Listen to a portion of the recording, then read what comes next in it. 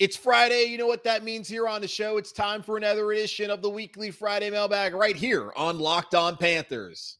You are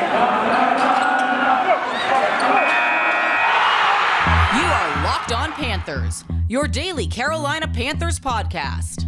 Part of the Locked On Podcast Network. Your team every day.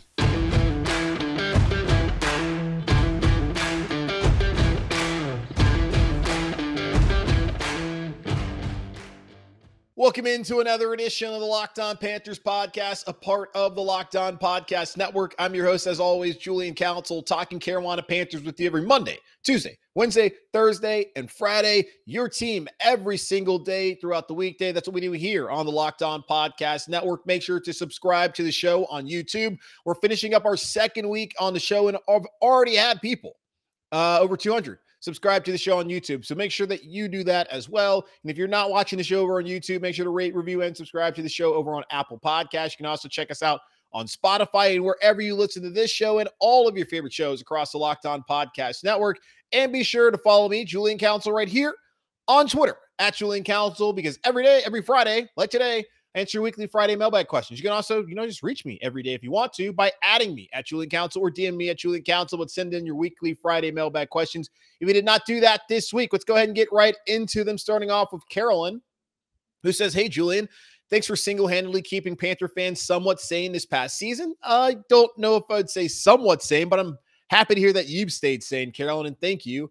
He says, question for the mailbag. Luke Kuechly is still in Charlotte, but no longer scouting as of almost a year ago now. Sounded like he just wanted to have a timeout to do things he loved, which we can all understand. Do we think that he could be he could have an open time? Well, hold on. Do we think there could be a coaching opportunity for him within the Panthers organization? Obviously, Matt Rhule recently backfilled some current roles with actual NFL experience, so I guess it's not likely this year, but curious if you have any thoughts on whether it's something that could happen in a not too distant future. Not all great players make great coaches, of course, but Kuechly's vision was always 2020, and you have to imagine that would translate well in a coaching role. Nepotism is strong in the NFL, but it would be cool to see him get an opportunity if he's even interested. Thanks, you're number one. Thank you, Carolyn. Yeah, this would not be nepotism. Luke Kuechly does not have any family members who, from my understanding, that work in a National Football League and in the Panthers organization, so it would be based off of merit. And I think he would potentially make an excellent coach in the National Football League. You think back to the film study that he did and how he knew all the plays on the opposing teams and how quarterbacks would look at him and be like, dude, this guy knows every single one of our plays. What the hell is going on here? Maybe. I don't know. He could come on as a defensive analyst.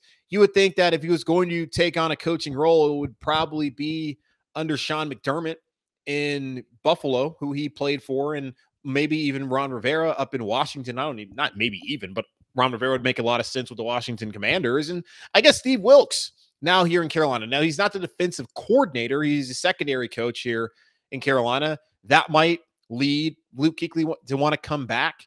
But for me, when he retired, I was happy for him. The injuries took a toll on him, especially the concussions. Hopefully his future, he'll be healthy and whole and be able to have a family and be just fine.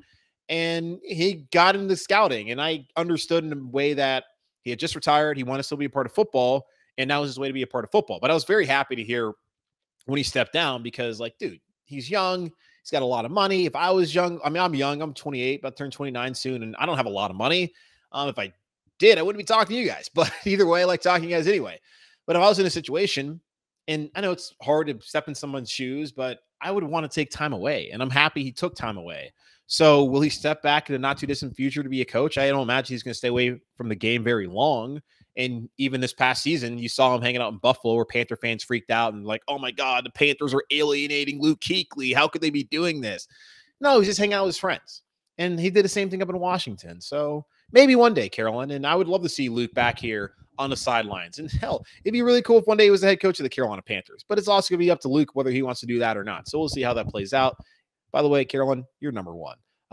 Moving on, Alex. Who gets the axe first, Matt Rhule or James Borrego? A lot of y'all apparently are not happy with James Borrego, who's head coach of the Charlotte Hornets. If you are not aware, he has had his struggles, or at least his team has had their struggles over the last couple of weeks. I know they won big against the Cavaliers on Wednesday night, and they've lost, I think, 10 of their last 13, lost 9 of 10 going into the All-Star break. Probably should have won two of those games, the Cavaliers game included in the Heat game where the refereeing was just mind-boggling. And yeah, I get it. The players, the Hornets, had talked about how they wanted to make the playoffs this year, and that was their stated goal, even though that's not the stated goal from the head coach or from the organization above the head coach. But still, there's a lot of expectations. A little ball in a second year. You felt good about this team. And they've kind of hit a roadblock. They're not good defensively. They don't have a center. So what really do you think not the Carolina Panthers, the Charlotte Hornets expectations should really be? So that's just kind of what I say to people. But yeah, Matt Rhule is probably the first to go. I mean, he's entering year 3 playoffs or else, where Borrego just got an extension.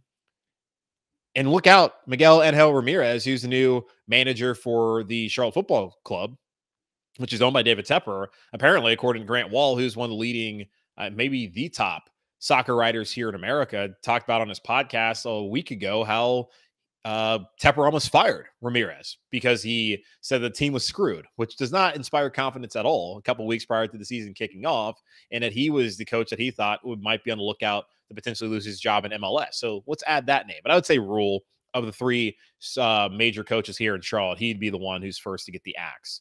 All right, moving on to Mark, who's talking about a show from, I think, Monday. He said on today's show, you said that that's Daniel Jeremiah, had inside information that the Panthers are definitely taking an offensive lineman.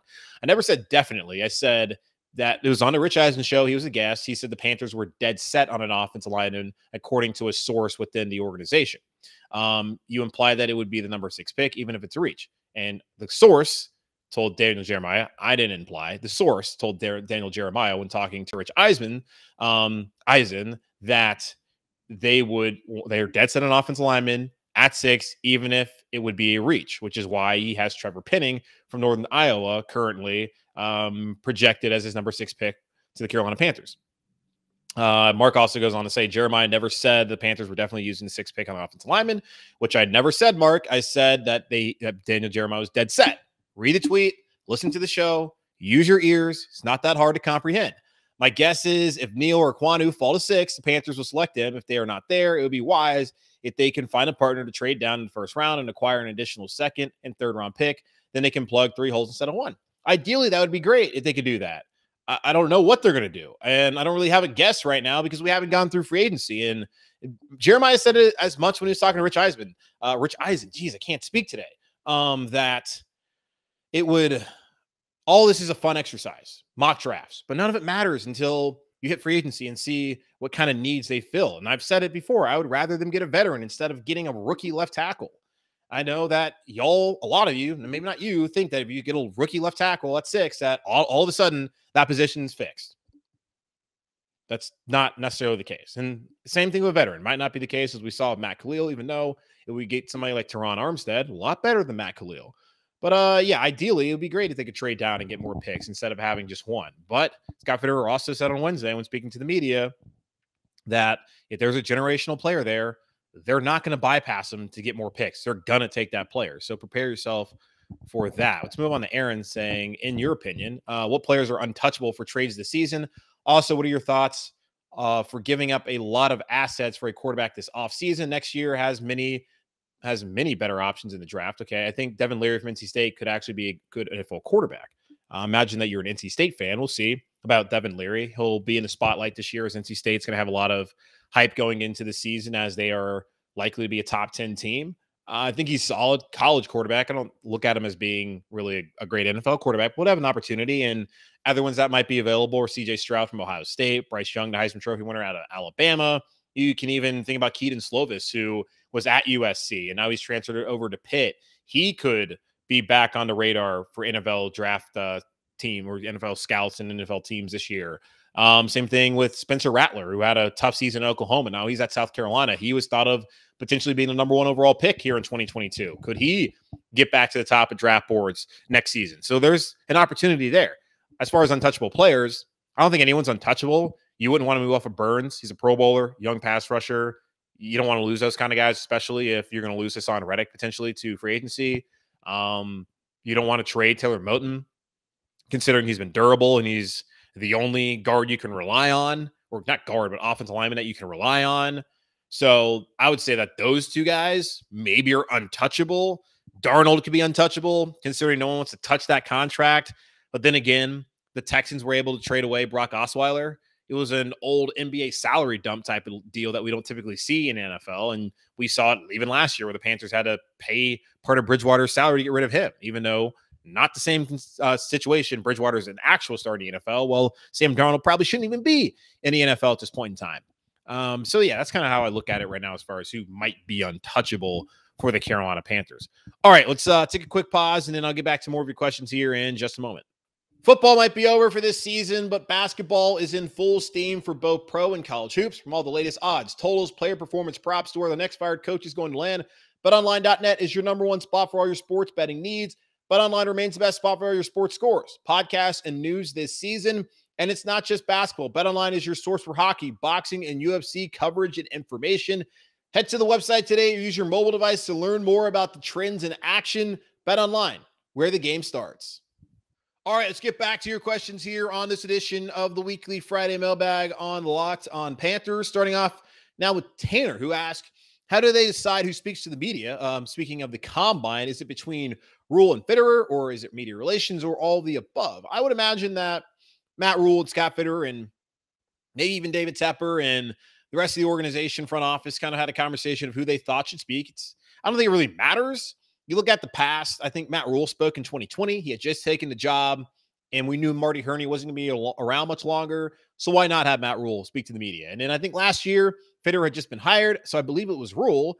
I don't think moving forward, the general manager and the guy who has 20-plus years of scouting experience in the National Football League would be the one that should be at the podium. Now, Matt Rhule did speak to a select portion of the local media on Wednesday, so it wasn't like he wasn't available. But I don't really think that's something to make much out of, even though I've said in the past, I think Scott Fitterer should be the one who solely makes the decisions when it comes to free agents and especially the quarterback decision that's going to be made here in the near future. Bernie, who actually asked me this question on YouTube. I already said you can @ me at Julian Council or DM me at Julian Council on Twitter. You can also, if you send in a question in the comments on YouTube, I'll get to him. He asks or says, what do you think the Carolina Panthers should do to get back to a winning football team and maintain a winning culture? I've been a Panther fan since 1995, and it's seriously been difficult to follow them now because it feels like we are going to be irrelevant again for years to come. Yeah, it certainly feels bleak, but it's never as bad as it seems. The defense improved. You got young pieces there. If Christian McCaffrey can stay healthy and DJ Moore can keep playing well, when you get a bounce back year from Robbie Anderson, Terrace Marshall can take that next step and be healthy, and even Shi Smith. And you think about maybe Ian Thomas, who has been prioritized by this organization, especially Ben McAdoo, who's a new OC, formerly a tight end coach in Green Bay. If he can get the best out of Ian Thomas and he can finally reach his potential, like this team can take a step forward next season. It's going to come down to making the right decisions at the quarterback position and really building the right way. They talk about building the right way, but they don't do that. They talk about being patient, but they're not patient. The reality is they're probably screwed when it comes to getting a new quarterback. And I know Scott Fitterer said that the job is open, that they're going to try, and Matt Rhule said they're going to be aggressive. The aggressiveness led them to Sam Darnold. Aggressiveness and naivete and stupidity led them to Sam Darnold. They had to move off of Bridgewater because Tepper wanted to move off of Bridgewater. They had to deal for Stafford, but Stafford said, screw that. I don't want to go there. I want to go to L.A. Worked out well for him. Deshaun Watson had his issues, and they landed on Darnold and thought that was a better proposition than bringing in either Mac Jones, who they really liked apparently, and who Matt Rhule should never have said last season that he thought Mac Jones would be a good player. It's like, that's stupid. That doesn't help the situation, especially when your quarterback's playing terribly and you don't have one, especially one on a rookie deal. They didn't want Justin Fields, so they got to make better decisions. But what they need to do is just build the offensive line. They brought in a coaching staff that actually has experience, develop your players, put the best team around Sam Darnold, and hope for the best. And then when the time comes and the salary cap's right and you have assets, then you can go after your quarterback. But Wilson, Rodgers, I don't think they're going to leave. Garoppolo, Cousins, what do they solve? And then Minshew, what's the point? Wentz, okay competition. Trubisky, okay competition. They're free agents. But really, they just need to focus on building an overall roster. And that's what I was saying even back when they had Bridgewater. Just build the roster and then go get your quarterback. Do what Kansas City did. It's nice that they wanted to do that, but they didn't do that. So have patience. That's my thought when it comes to what the Panthers organization needs to do to get back to a winning football team and maintain a winning culture. Be patient. Build the right way. And also, get out in the community, talk to this fan base, get them back on board. Because a lot of people like you, Bernie, who have been around since day one, man, they're really checked out, and it's sad to see that.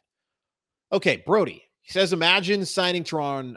I can't say Teron Armstead's name at all. Imagine signing Teron. That's going to really, if he becomes a Panther, I'm going to have a tough time saying his name. Imagine signing Teron Armstead to a mega deal and signing Ryan Jensen to a mega deal and trading back in the first to grab Trevor Penning to play left guard. I feel we could make a major leap forward with that setup. Yeah, they could.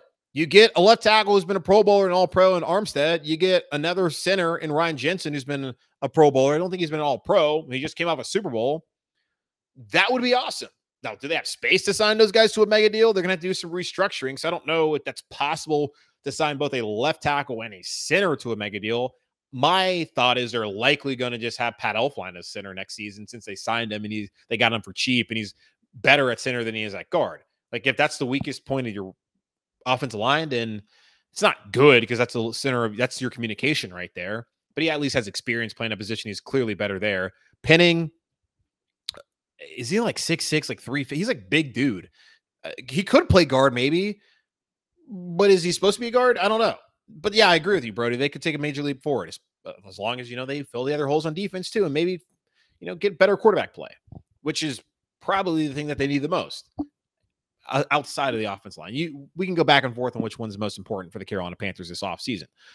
Eric, he said, hi, Julian. Hi, Eric. Question for the Friday mailbag. Is it bad? I almost want the Panthers to take the punt god, Matt Rhule, in the 4th round.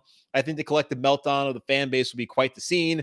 Since I know you love draft questions, I figured I'd do you one better and give you a punter draft question. Please don't block me. Haha. Yeah, no, Eric, I'm not going to block you. You actually became my favorite person on Twitter. Matt Rhule, for y'all who don't know, is the Ray Guy Award winner, which goes to awards the best punter in college football last year, played for San Diego State, which I think Brady Hoke, who was formerly the assistant offensive coach here in Carolina, or something like that under Ron Rivera, was fired mid-season a couple years ago, and his final season, he actually thinks is the coach out there in San Diego State now. Multiple 70-plus yard punts last season. He was an icon when it comes to punting. That's why they call him the punt god. It would be pretty funny though if the Panthers only have the pick at 6 and then their first pick in the 4th round is for the punt god, Matt Rhule. So I honestly, Eric, would love to see that happen if that does. All right, let's take another quick pause here on Locked On Panthers, and then I'll answer more of your questions here on the other side. We're finally here in the month of March, which is typically the time of year where we've pretty much given up on all our New Year's resolutions, but we're not going to do that this year. We're going to stick to our resolution of eating right, and thanks to Built Bar, it almost feels like we're not really having a resolution because we actually enjoy eating them. Have y'all tried the Built Bar Puffs? If you haven't, you're missing out on one of Built Bar's best-tasting bars. Puffs are the first ever protein-infused marshmallow. They're fluffy, they're marshmallowy, they're not just a protein bar. They're a treat, and they're covered in 100% real chocolate. Matter of fact, all Built Bars are covered in 100% real chocolate. Yes, Puffs included 100% real chocolate in every single Built Bar. They're low-calorie, high-protein. Replace your candy bars with these. They're better tasting, and they're better for you. Go to Built.com and use promo code LOCK15 and get 15% off your first order. Use promo code LOCK15 for 15% off at Built.com. Okay, let's answer more of the questions here on this edition of the Weekly Friday Mailbag. And let's go over to Travis, who says, with the limited cap space, do you think the team can restructure enough people to re-sign number 43 and number 9? That's Haason Reddick and Stephon Gilmore. For those who don't know, I'm not a fan of overpaying at all. If we cannot, what do you think is the best option to replace them? Okay, so with Reddick, he's gone. Let's just be honest with ourselves. He ain't coming back. The man's had 23.5 sacks over the last 2 seasons. He took a discount last year because no team apparently was interested in him. They thought that 2020 was a lie. Turns out it wasn't a lie. He's also going to add weight. And Scott Fitterer already said as much as, yeah, we have an open line of communication with his agent. Haason's been really good. He deserves to get paid, and he wants to test the market. If he wants to test the market, that means he's going to take whatever the highest bidder is. Yeah, he loves Phil Snow and Matt Rhule, and I get the whole Temple connection. Those guys helped him be number 1 pick and even get him in the situation where he's at today. That being said, the NFL is a business, and the NFL does not care about their players or player safety or any of that kind of stuff. So players should make as much money as long as they can, when they can. And this is Haason Reddick's opportunity to do so. Last year, didn't get an opportunity to really get paid what he wanted to. So go make as much money as possible. If it's here in Carolina, great. If it's not, Great. All I care about is Haason Reddick getting his bag. Because screw the NFL and how they treat their players. As far as Gilmore, he's older. He's going to want to get one more payday. Might be able to get him cheaper than you would have thought back in his prime, of course. And New England's not a place that pays a lot of money. So I think he's going to want to get as much as he can as well. And I think that's what he should do. If it's here, great. If it's not, great. Just get paid. I'm player friendly when it comes to this. I want him to play on my team, but also I just want him to get paid. And if they can play on my team, that's great. But with Gilmore, I think he's gone too. The quarterback situation here is in flux. Is he really looking to get this re-up here in Carolina? He might be someone who gets signed a little bit later in the free agency period. When I say that, like 2-3 days after all the money starts getting doled out here, I think that might be what happens, but I don't know. We'll see what happens. And as far as replacements, Frankie Louvu, Scott Fitterer said it, Matt Rhule said it. They think he's a starter. He had a major impact on special teams last year and even in points and times on defense. You already have a premier pass rusher on the other side in Brian Burns, so it's not like you're going to lose one. It's nice to have two, but a lot of teams don't even have one. Carolina Panthers do have one. Frankie Louvu, hopefully, can be really good for them next season. So there's an option. And then at corner, you drafted J.C. Horn. You traded for C.J. Henderson, who was a top 10 pick the year prior in 2020. You drafted Keith Taylor, who they seem to like. Hell, you even got Troy Pride Jr., still got Stan Thomas Oliver, and then I guess A.J. Bouye, if you're not able to bring back Gilmore or Jackson, you got him. You probably keep him around. And speaking of that, William says, happy Friday to you, JC. Happy Friday to you, William. Based on Fitterer's comments this week, it seems unlikely that we keep Gilmore / Jackson and or Reddick. With that said, do you believe they're saving that cap space for an offensive lineman in free agency, or are they being cheap? As always, thank you and keep pounding. Yes, keep pounding to you, and you're welcome, and thank you for listening. Yeah, like I said, Reddick, he's gone. Gilmore, probably gone. And I've said this to y'all multiple times now. Of the three, I always thought Dante was most likely to come here. I don't know what his market's going to look like. And I don't know if they're going to allow him to hit the market. Maybe they will. Maybe he won't get the deal he's looking for, and he'll be like, all right, fine, I'll come back to Carolina. Again, don't think you should take a hometown discount. Yeah, you want to go somewhere you can win, but make your money, secure your future for your family. That's more important than wins and losses. Even though I think, winning and losing is more, winning is pretty damn important, of course, but, got to make the money. It's a business after all. I don't think they're being cheap. Reddick is just going to be too expensive, and Gilmore's probably just going to want to go somewhere and win. And I don't know if he's going to believe he can win here. After what he saw over the last half of the season, what would lead him to believe that this is a stable situation where the coach he's playing for now will even be the coach this time next season? I don't know if they're necessarily saving space or offensive line, but if Reddick leaves and it leads to getting a left tackle, I would rather have a left tackle, especially when you already have a pass rusher. And you need someone who's got to block these monsters like Brian Burns and like Haason Reddick. And they already have spent enough on corners, so if they don't bring back Gilmore Jackson, that would be unfortunate, especially if they don't bring back both. But if it leads to a starting center, hey, I will take that. Let's find some balance, play some complementary football on offense and defense here in Carolina, which they have not been able to do over the last couple of seasons. A couple more here. Josh says, hey, Julian. Hey, Josh. With all the potential free agent news, it's looking like Haason is testing the market. Do you think that Yetur Gross-Matos can solidify that edge and help more in the run game? It also seems like with him walking, they will try to keep both corners unless they're leaving a little for a quarterback. Do you think they're going to keep Dante to be the long-term option opposite of JC? Have fun with the Duke and UNC game tomorrow. And he also said, go Duke. Josh, I'm not even going to watch the Carolina Duke game. I'm going to record it. I record every Carolina game. I record every Duke game. I record like pretty much every college. Like I record every Carolina game, Duke game, State game, Wake game, and Davidson game because I like college hoops. I like to keep track of what's going on. So I'll record it, and I will wake up on Sunday, and I will check the score. I'm going to the Charlotte FC game tomorrow night, and that's my priority. And drinking up until that game and watching it and hoping that they can win. We'll see what happens. It doesn't really matter to me. It's going to be a part of history, and I think it's really cool that we're going to have a sellout record crowd at the stadium on Saturday night. And I'll check the score in the morning. If Carolina won, I'll watch it. If Carolina gets blown out like I think they're going to, not going to watch it. And I can't sit there and stomach any more of this retirement tour from Coach K. If you want to retire, just retire.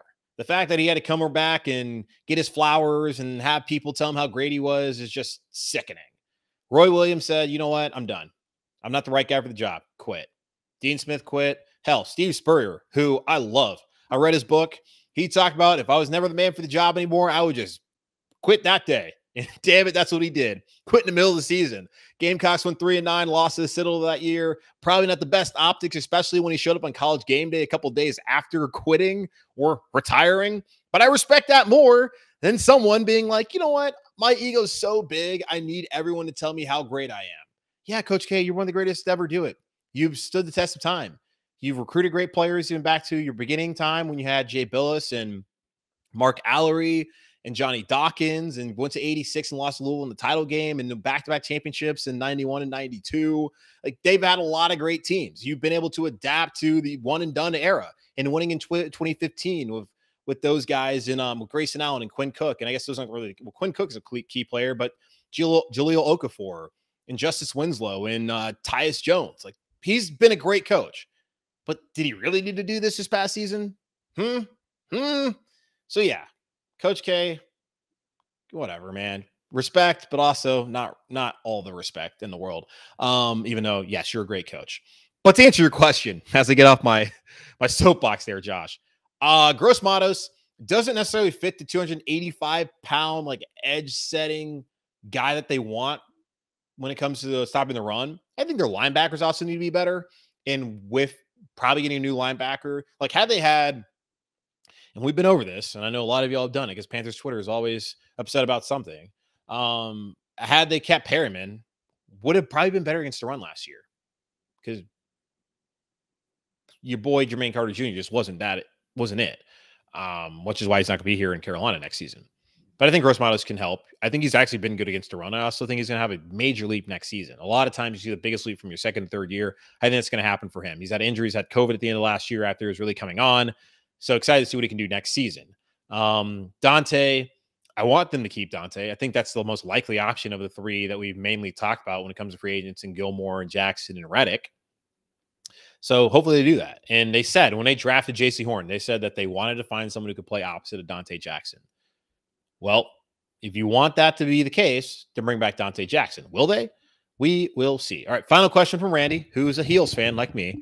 He says, what's up, Julian? Question for the mailbag. Being a Heels fan and watching a lot of the ACC ball, I genuinely can't understand why people are so enamored with Kenny Pickett, especially at 6. Given his total career production, the Burrow career arc comparisons are ridiculous and is also a huge reach, in my opinion. Am I being ridiculous, or are all these draft experts just complete bozos? Keep up the great work on the pod and beat Duke. They're not bozos. I mean, everyone's entitled to their opinion. Some people have more informed opinions than others. Yeah, and I agree with you. Like, I watch unhealthy amount of ACC football. Like, I love college football in general, but having grown up in North Carolina, I've always been inclined to watch ACC football. Of course, growing up, the 3:30 game on CBS for the SEC, I was always tuning in there. Got to work in the SEC market in Nashville for a couple of years and cover the SEC. So, like, I really enjoy SEC football, but I'm always going to come back to wanting to watch ACC football, even if that's Boston College and freaking Syracuse. I'm going to be the one guy in America who didn't go to Boston College or Syracuse who's watching that game because I'm sick. I have a disease. I'm on that narcotic, man. I'm sorry. But the Pickett thing, back in 2019, when Mark Whipple, the former quarterback coach and OC in Pittsburgh for Ben Roethlisberger, helped him win the Super Bowl, when he became the OC in Pitt, and they were talking about, we're going to have a pass-heavy offense with Kenny Pickett, I thought they were out of their minds. I thought they were completely bat crap crazy. Bat bleep, whatever. Crazy.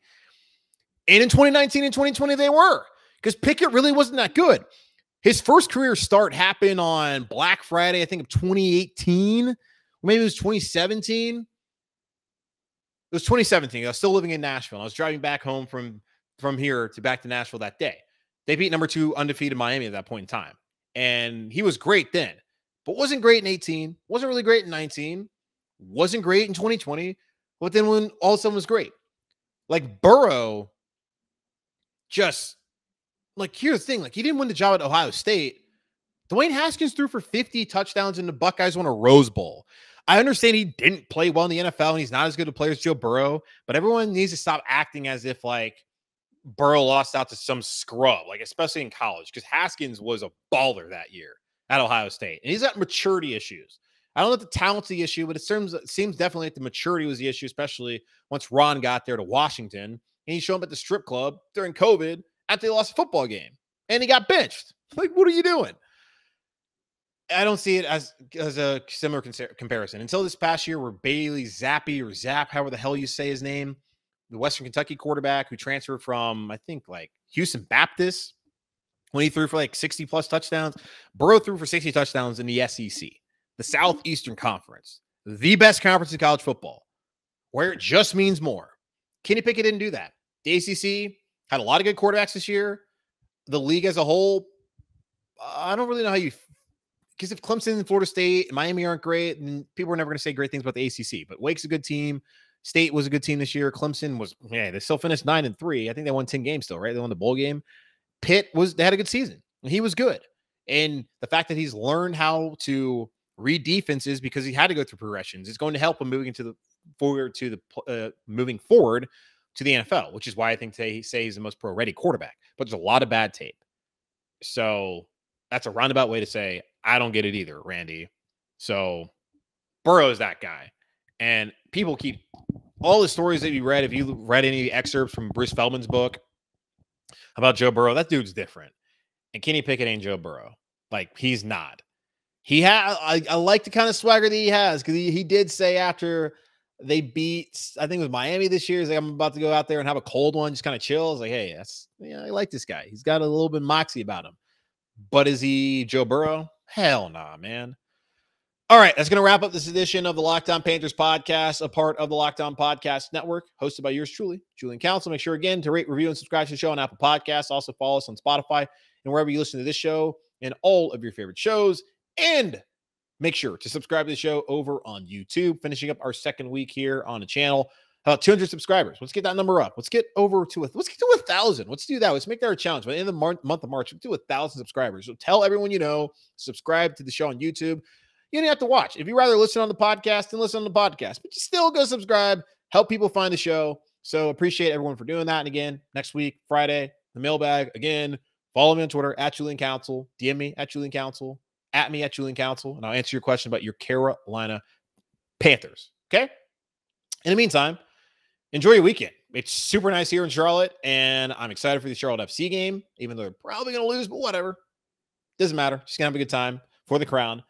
And yeah, that's all I got for you here. So stay safe, keep pounding, and I will talk to y'all on Monday.